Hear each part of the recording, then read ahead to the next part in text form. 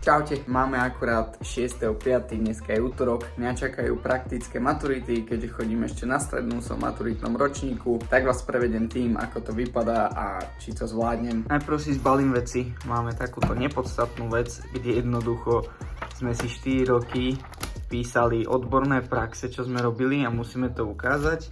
Tu mám malý ťaháčik na hodnoty zvierat. Tu mám ešte otázky a materiály na učenie. Tie otázky mám preto, lebo keď si vylosujem, tak tam budem mať nejakých 10-15 minút, kedy si budem môcť rýchlo pozrieť a zopakovať ešte tú tému. Tu dúfam, že to bude 8.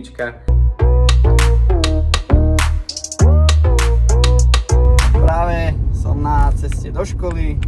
Dneska začíname o 7:30, tak už idem dopredu, nech sa nenaháňam potom, lebo väčšine chodím ja, takže za minútu koniec. Je pre mňa obrovský nezvyk mať na sebe sako a košelu, lebo každý, kto ma pozná, tak vie, že ja nosím čisto iba tepláky a mikiny, nič iné, takže toto je pre mňa nezvyk.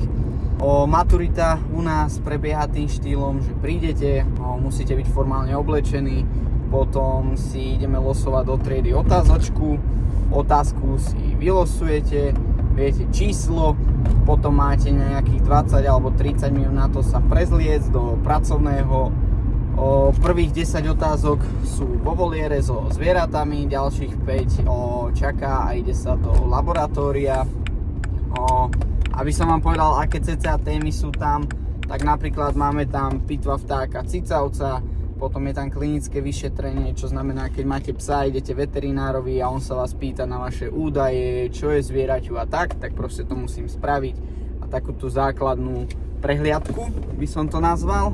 A v labáku máte robiť krvný náter, rátanie bunečných erytrocitov, moč je tam, vyšetrenie moču, vyšetrenie trusu. Takže uvidíme, akú budem mať šťastnú ruku. Verím, že si vylosujem 8, to je odber krvi. To mi vždycky išlo a je to jedna z tých najjednoduchších.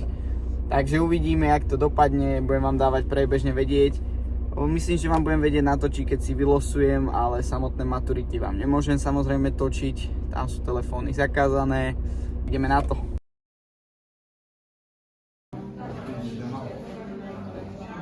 Tak, už idem domov, máme 4 hodiny a ja idem home. Maturitka, vyťahol som si pitvu vtáka, jak som hovoril, že to je jedna z nich. Nebola to 8, ktorú som chcel odber krvi.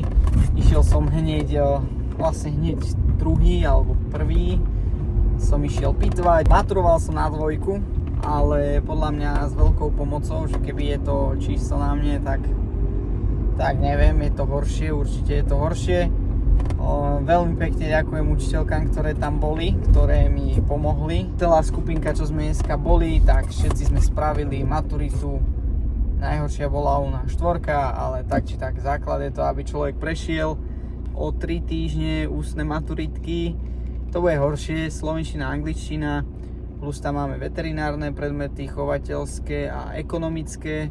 Takže prípravu započnem až budúci týždeň, ešte sa mi nechce, dáme si oddych, treba sa venovať videám, keďže som nitriansky influencer. Teraz idem domov, idem si spraviť chalku, dneska nejdem na tréning, keďže nestíham, teraz sú niečo po 4 a idem domov, takže to je prvá vec. Druhá, dneska ma dosť bolí ten pruh, zajtra už pôjdem na tréning, už to je streda, to už zvládnem nejako.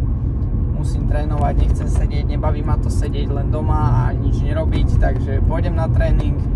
Dneska boli decká, ďakujem Erikovi, že dal tréning deciek mojich. Ja im dávam štvrtok, teším sa na ne.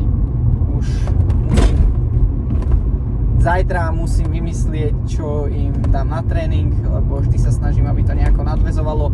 Takže pokiaľ to pozeráte a máte nejaké decká, ja mám do 12 rokov, 13, a chcete ich dať na brazílske jiu-jitsu alebo grappling, tak kľudne k nám do gymu MMA BJJ Nitra. Každý útorok, štvrtok 15:30 robím tréningy. Je tam super skupinka deciek, takže určite to stojí za to. Potom porobím niečo s videami. Takisto vyšlo posledné video, kde som dal, že ulica versus MMA, čo malo dosť také ohlasy. Hlavne na TikToku. Na TikToku to malo desiatok tisíc videní.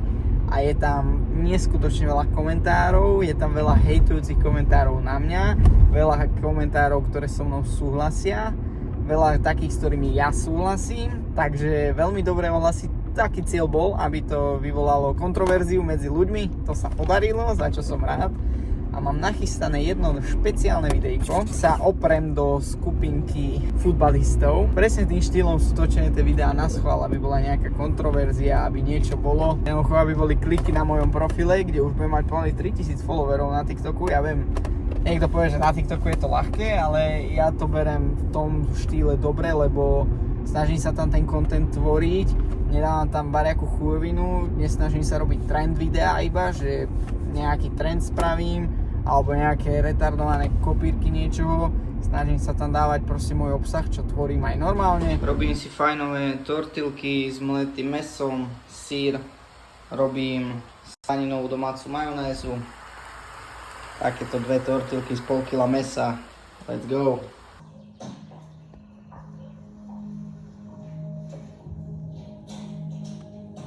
Vraciam sa k vám o deň neskôr, keďže včera som už išiel iba k frajerke a zabudol som natočiť koniec.